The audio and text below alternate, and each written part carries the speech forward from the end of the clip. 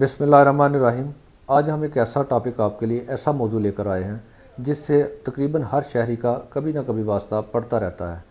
आपने एक दुकान से एक फ्रिज परचेज़ की, मोबाइल परचेज़ किया, ओवन परचेज़ किया, आपने इलेक्ट्रॉनिक्स की कोई चीज़ परचेज़ की, आपने किसी लेबॉर्ट्री से कोई टेस्ट वगैरह करवाया अपना, आपने वापडा ने आपको आपकी जो मीटर रीडिंग है उससे ज़्यादा यूनिट्स आपको जो है वो डाल दी हैं। आप अब अपनी कंप्लेन लेकर मुतलका दुकानदार या वापडा के किसी ऑफिसर के पास या किसी लेबॉर्ट्री के इंचार्ज के पास जाते हैं कि मैंने ये काम आपसे करवाया था, मैंने ये चीज़ परचेज़ की थी, मेरे ये बिल में नुक्स है। वो कहते हैं नहीं जी हम कुछ नहीं कर सकते, आपकी जो है वो आपकी तरफ से कोई ख़राबी होगी, हमने तो बिल्कुल ठीक आपको चीज़ जो है वो सेल की थी। अब आप परेशान होते हैं, अब मैं क्या करूं, लड़ तो आप सकते नहीं उधर। तो इस चीज़ का हम आज आपके लिए हल लेकर आए हैं।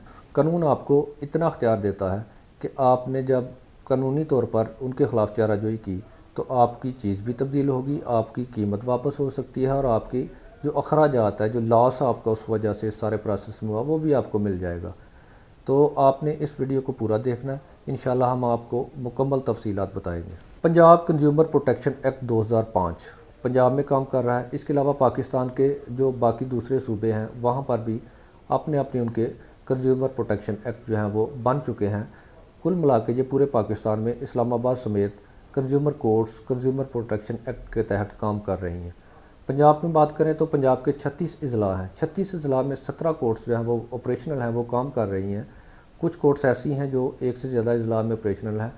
मजमूई तौर पर 36 के 36 अजला में आपको कंज्यूमर कोर्ट्स मिल जाती हैं। इससे पहले कि हम आपको ये बताएं कि आपने कंज्यूमर कोर्ट कैसे जाना है और वहाँ पर आपको क्या क्या रिलीफ मिल सकते हैं, क्या क्या फ़ायदे हो सकते हैं, उससे पहले हम आपको ये बताना चाहेंगे कि आपने जब कोई चीज़ परचेज़ करनी है तब आपने कौन सी एक दो चीज़ ऐसी करनी है ताकि बाद में आपको कंज्यूमर कोर्ट जाने में परेशानी ना हो।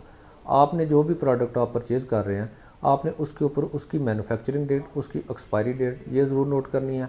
उसके बाद आपने उससे रसीद ज़रूर लेनी है उस दुकानदार से कि इसकी मुझे रसीद दो। रसीद सादे पेपर पे नहीं लेनी कि बिल्कुल सादे पेपर पे आपने ना कोई साइन स्टैम्प ना कोई डेट, सिर्फ वो प्राइस लिखे चीज़ लिखकर आपको एक सादा कागज़ थमा दे, ऐसा नहीं है।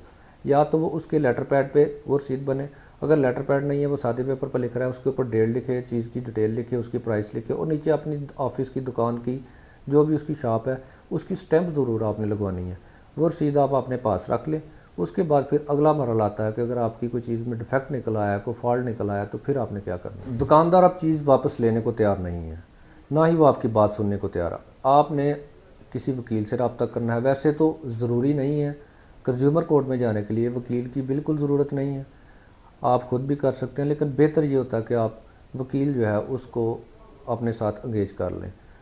वकील का आपको ये फ़ायदा होगा कि वो बेहतर तरीके से आपका केस प्लीड कर सकेगा, समझा सकेगा अदालत को। और वकील की फ़ीस की जहाँ तक बात है, इस केस में कंज्यूमर कोर्ट केस में जितनी भी आपने फ़ीस पे की है वो अदालत आपको वकील की फ़ीस, अगर आप केस जीत जाते हैं तो वो अदालत आपको वो वकील की फ़ीस आपको रिवर्स कर देती है और वो आपकी जो दुकानदार है, जो शॉपकीपर है, जो दूसरी पार्टी है, उससे आपको वकील की फ़ीस भी आपको लेकर देती है। इसलिए आपने फ़ीस से नहीं घबराना। आपने वकील एंगेज कर लिया, सबसे पहले तो आप उसको एक 15 दिन का जो लीगल नोटिस है वो आप भिजवाएंगे कि ये मैंने आपसे चीज़ परचेज़ की थी, आपकी इस चीज़ में ये फॉल्ट निकला है, आप इसको रिटर्न करने नहीं कर रहे, आप इसको तब्दील नहीं कर रहे, ना ही मेरी कीमत वापस कर रहे हैं, तो आप 15 दिन के अंदर अंदर मेरा जो है वो मेरा जो क्लेम है उसको तस्लीम करें और मेरे नुकसान का अजाला करें। बसूर दीगर मैं आपके ख़िलाफ़ कंज्यूमर कोर्ट में चाराजोई करूँगा।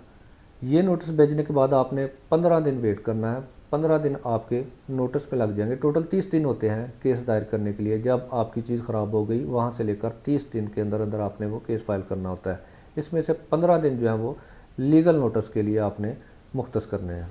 15 दिन के बाद अगर तो वो आपका लीगल नोटिस जो है वो उसका कोई रिस्पॉन्ड कर देता है। अमूमन वैसे प्रैक्टिस में ये देखा गया कि 80-90% जो केसेस हैं, जो मामलात हैं कंज्यूमर के मुतलका, वो 80-90% लीगल नोटिस पे ही सॉल्व हो जाते हैं। दुकानदार यही सोचते हैं कि अब अदालत में जाएंगे, ज़ाहिर है उनके भी अखराजात होंगे, कारोबार से वक़्त निकाल के आना होगा और अदालतों का जो अमूमन रवैया होता है वो कंज्यूमर के लिए वो उनकी फ़ेवर करते हैं, उनको सुनते हैं और उनके लिए वो अमूमन रिलीफ उनको दिलवाते हैं। तो 70-80% जो केस हैं या 80-90% वो लीगल नोटिस पे ही सॉल्व हो जाते हैं। अगर वो सॉल्व नहीं होता लीगल नोटिस के बाद, फिर आपने कंज्यूमर कोर्ट में एक केस फाइल करना है केस फाइल करने के बाद आपने उसके ऊपर अपने जो तमाम एविडेंस है, जो रसीद है, जो आपका फ़ॉल्ट है, वो सारी चीज़ें आपने अदालत को प्रोवाइड करनी है। बदरिया वकील चले जाएंगे तो ये ज़्यादा बेहतर होगा। कंज्यूमर कोर्ट जो है उसके पास जो टाइम लिमिट है आपकी केस को डिसाइड करने की, वो 6 मंथ है। दूसरी अदालतों की तरह या दूसरे केसेस की तरह ये साल हर साल नहीं चलते। इसमें मैक्सिमम 6 मंथ के अंदर अंदर कंज्यूमर कोर्ट ने हर सूरत में केस डिसाइड करना होता है, और प्रैक्टिकल में भी यही है, प्रैक्टिस में भी यही है, अदालतें केस डिसाइड करती हैं। तो इसमें यह भी घबराने वाली आपके लिए ज़रूरत नहीं है कि पता नहीं अब मैं केस कर दूंगा तो कितनी देर ये केस चलेगा। लिहाजा आपने फिल फोर जैसे ही आपका कोई इस तरह का मसला बनता है, आपने कंज्यूमर कोर्ट आने से हिचकिचाना नहीं है, आपको यकीनन आपका राइट मिलेगा। कंज्यूमर कोर्ट दूसरी पार्टी को, आपकी जो मुखालिफ पार्टी या दुकानदार या शॉपकीपर या कोई भी है, उसको सुनने के बाद वो उसको डिसाइड करेगी, वो उसका फ़ैसला करेगी, उसका मौक़िफ़ सुनेगी, और उसके बाद वो उस केस को डिसाइड कर देगी। अब डिसाइड करने फ़ैसले में कंज्यूमर कोर्ट ये भी कर देती है कि आपकी वो चीज़ रिटर्न कर दी जाती है, चेंज कर दी जाती है। कंज्यूमर कोर्ट कह देती है जी अपनी ये चीज़ वापस ले फॉल्ट वाले, इसको नई चीज़ जो है वो रिप्लेस करें। या वो ये कह सकती है कि नहीं आप अपनी चीज़ वापस लें, इसको पैसे वापस कर दें। या वो ये कह सकते हैं कि ठीक है आप जो है इसको जुर्माना अदा कर दें। लेकिन इसके साथ साथ कंज्यूमर कोर्ट एक और भी फैसला करती है कि इस दौरान आपका जो भी कोई लॉस हुआ है इस सारे प्रोसीडिंग में, फ़र्ज़ करें आपकी कोई फ्रिज थी, उसके में कोई फॉल्ट निकल आया, उसके साथ आपकी घर की वायरिंग जल गई या आपकी दूसरी प्रोडक्ट्स ख़राब हो गई हैं, उनका लॉस भी कंज्यूमर कोर्ट उस पार्टी को कहेगी कि ये आप उसको पे करें।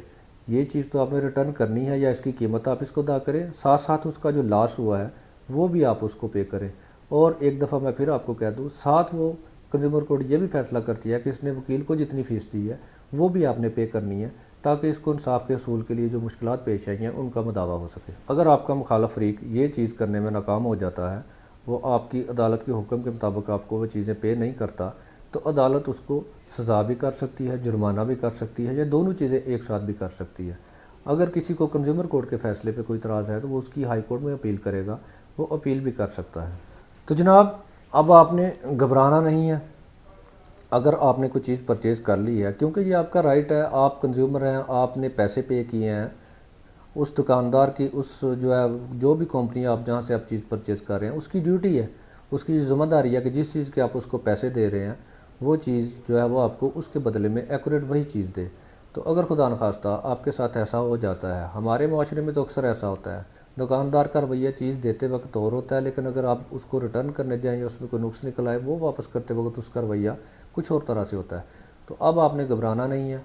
अगर ऐसा कोई मामला हो जाए, और ये भी आपने नहीं घबराना कि पैसे लगेंगे या बहुत ज़्यादा टाइम लगेगा, आपके जितने भी पैसे इस केस पे ख़र्चा होगा, जितना भी आपका जो लॉस होगा, वो अदालत आपको आपका लॉस लेकर देगी। और दूसरा, इसकी 6 महीने के अंदर अंदर हर सूरत में अदालत इसको डिसाइड कर देती है। 6 महीने मैक्सिमम है, अमूमन 2 से 3 माह में ये डिसाइड हो जाता है।